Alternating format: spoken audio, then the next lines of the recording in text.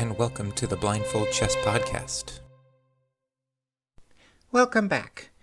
This week we are taking a look at someone that Garry Kasparov has praised for her calculation skills, a 20-time U.S. Women's Chess Championship participant, a 4-time U.S. Women's Champion, and someone who has helped the United States win their first Olympic medals, Anna Zatonskih. Born in Ukraine, Zatonskih learned how to play chess at the age of 5 from her parents who were both successful chess players. Her father, Vitaly Zatonskih, is rated around 2300 FIDE, and her mother is a candidate master. She had a lot of hobbies growing up, including track and field, but at one point she couldn't do those activities anymore and instead focused on chess. Around the age of 13 or 14, she knew that she wanted to be a professional chess player. It was also around that time that she beat her mum for the first time in chess. Growing up, she, quote, won several girls' titles in several age categories, end quote. I promise I did try to dig into it when I was doing my research, but I could not find any specifics. I did learn that in 1999, she was awarded her Women's Grandmaster title by FIDE, which requires a FIDE rating of at least 2300, and earning 3 Women Grandmaster norms, which requires a performance rating of 2400. That same year, she participated in her first European Team Championship. The Ukrainian women's team finished in 4th place behind Slovakia, Yugoslavia, and Romania. She did win a silver medal for her performance on her board. The next year, she had earned herself a spot in her first Olympiad by playing on board 2. Again, they just missed the podium by being in 4th place behind China, Georgia, and Russia.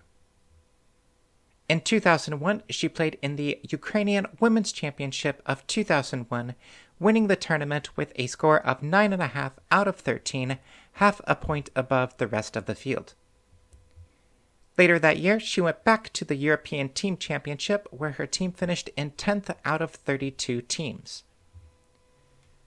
2002, she returned to the Olympiad, this time on board 3, and her team finished in 6th place.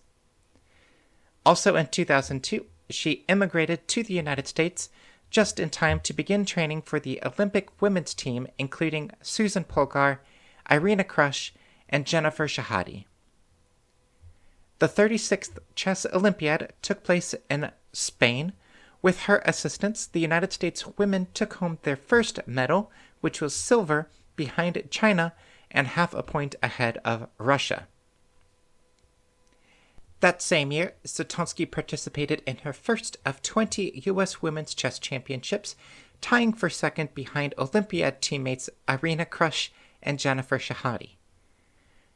Though she'd only been in the United States for a couple of years, she was already cementing herself as one of the top players in the game.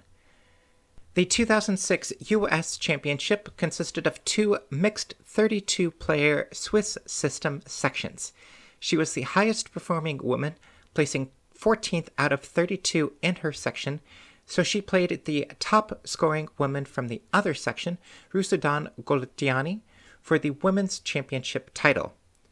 Anna won the match 1.5 to half, taking home the $12,500 prize and securing her first U.S. Women's Championship title.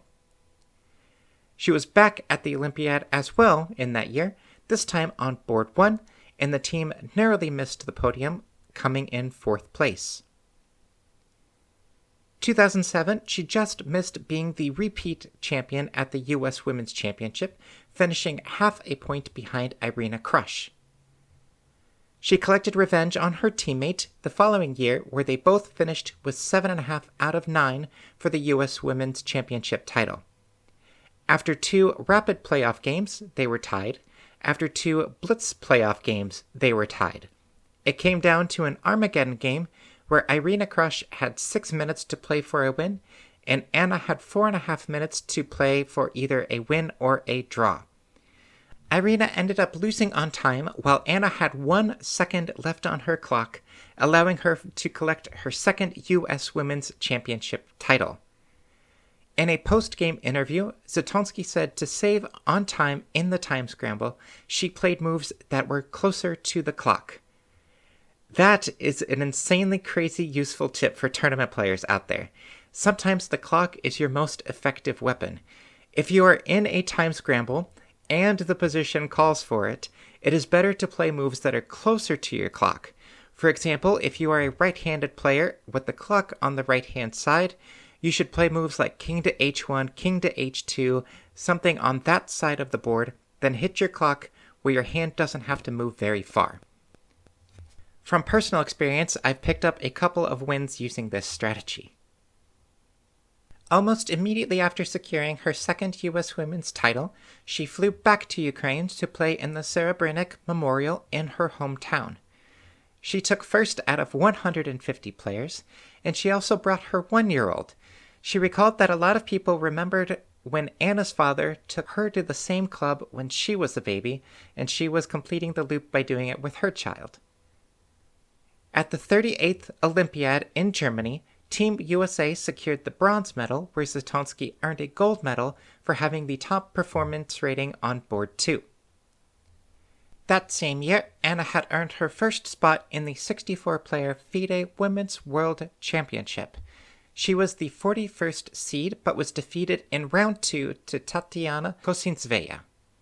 The next year, Zatonskih repeated as the U.S. Women's Championship with an 8.5 score out of 9, a full 2 points ahead of her field, and a performance rating of 27.65. 2010, she was unable to complete the three-peat of U.S. Women's Champion, coming in second, again half a point behind Irina Krush. But she did requalify for the FIDE Women's World Championship. This time, she was the 18th seed, where she won both round 1 and round 2 by a score of 2-0, but she lost to the second seed Humphrey Konaru in round 3. The structure changed a little for the 2011 U.S. Women's Championship. It was an 8-player field, with the top 4 advancing to a bracket-style match to determine the winner. Anna squeaked into the bracket by finishing in 4th. She got round 1 against Irina Krush, splitting the games but advancing based on tiebreaks. Then she faced Tatev Abrahamyan in the finals, splitting the games but again winning on tiebreaks to give her her 4th U.S. Women's Championship. It was also around this time that she reached her peak FIDE rating of 25.37. She has been close several times, but she has not been able to reclaim the throne atop the U.S. Women's Chess Championship. 2012, she finished in a tie with Irina Krush, but lost 2 tiebreak games. 2013, she again finished half a point behind Irina Krush.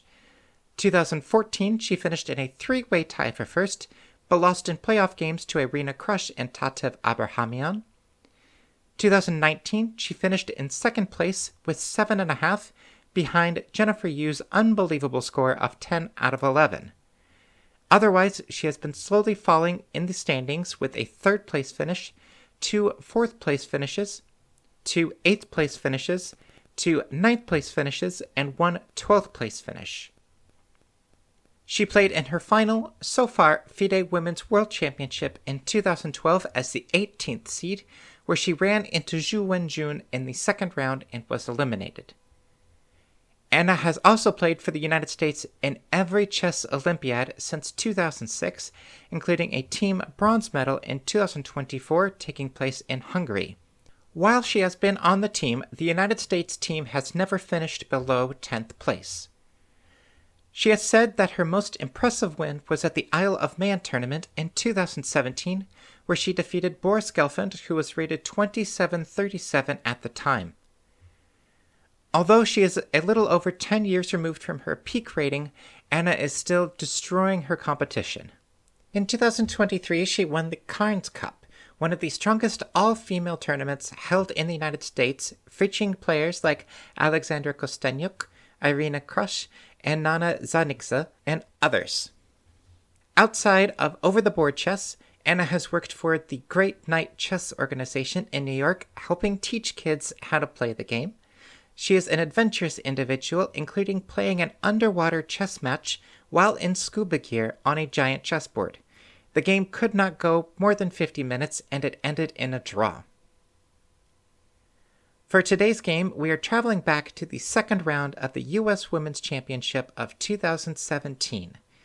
Anna Zatonskih against Emily Nguyen. Now, if we're ready, let's begin. 1. Pawn to e4. Pawn to c5. 2. Knight f3. Pawn to e6. 3. Pawn to c3. Pawn to d5. 4. Pawn e captures d5. Queen captures d5. 5. Pawn to d4. Knight f6. 6. Knight a3. Knight a3 is a bit of an interesting move in this position. There are 1,800 games that are in at least my local database for it, but what is the idea of putting your knight on a3?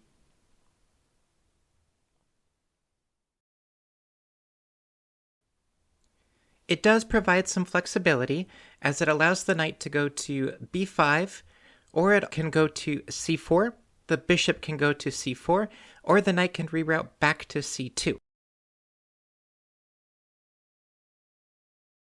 Knight c6. 7. Bishop e3. Pawn c captures d4. 8. Knight b5. White's bishop on e3 is currently under attack by the pawn that is on d4. White is ignoring that by playing the move knight a3 to b5.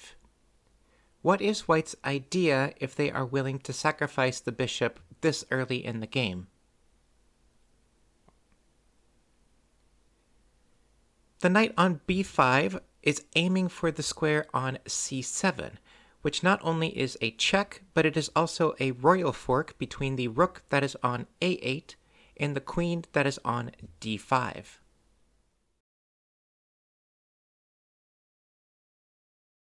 Queen d8.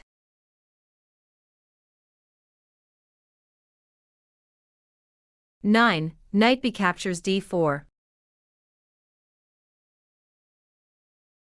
Knight captures d4. 10. Bishop captures d4. Bishop e7.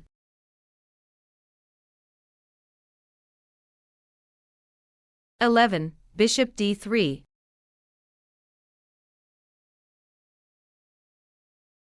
Castle kingside.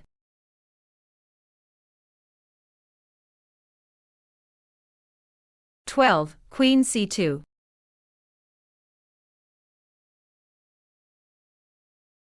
Pawn to g6.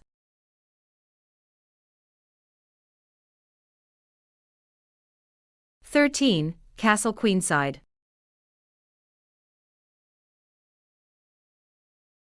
Queen a5.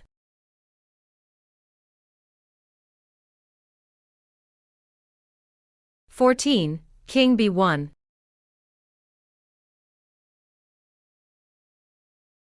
Pawn to b5.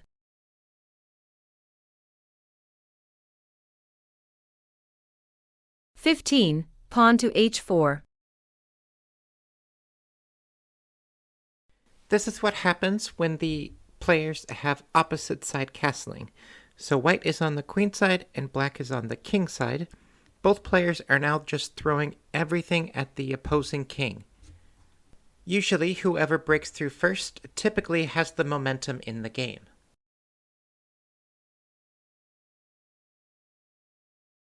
Rook d8.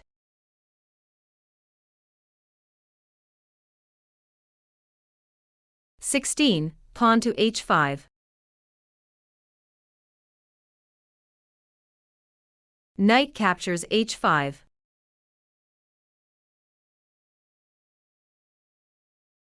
(17) Rook captures h5. What is the idea behind the move rook captures h5, where white is sacrificing the exchange? This is actually a pretty common idea, where white is trying to remove defenders that are around the black king and to try to break open the black structure to help get to the black king easily.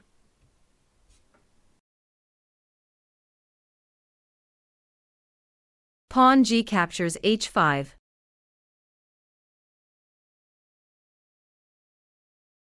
(18) Queen d2.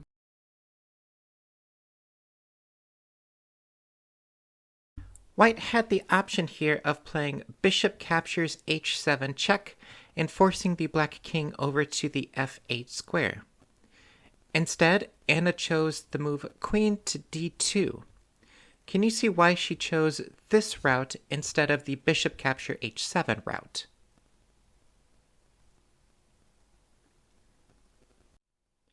With the move queen to d2, you are trying to get the white queen to the square on h6 to help cut the black king off from running back into the middle of the board. This also helps get the white queen into play. On a move like bishop captures h7, you do pick up a pawn, but the black king can run to the middle of the board, and the white queen doesn't really have a clean way to get into the action.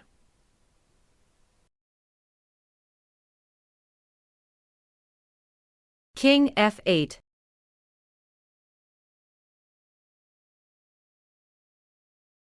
(19) Queen h6 check. King e8.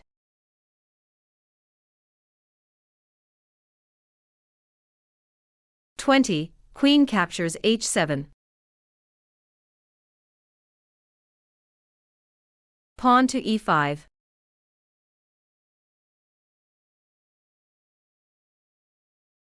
(21) Queen g8 check. King d7.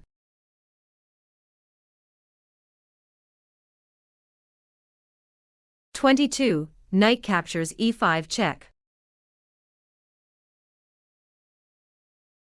King c7.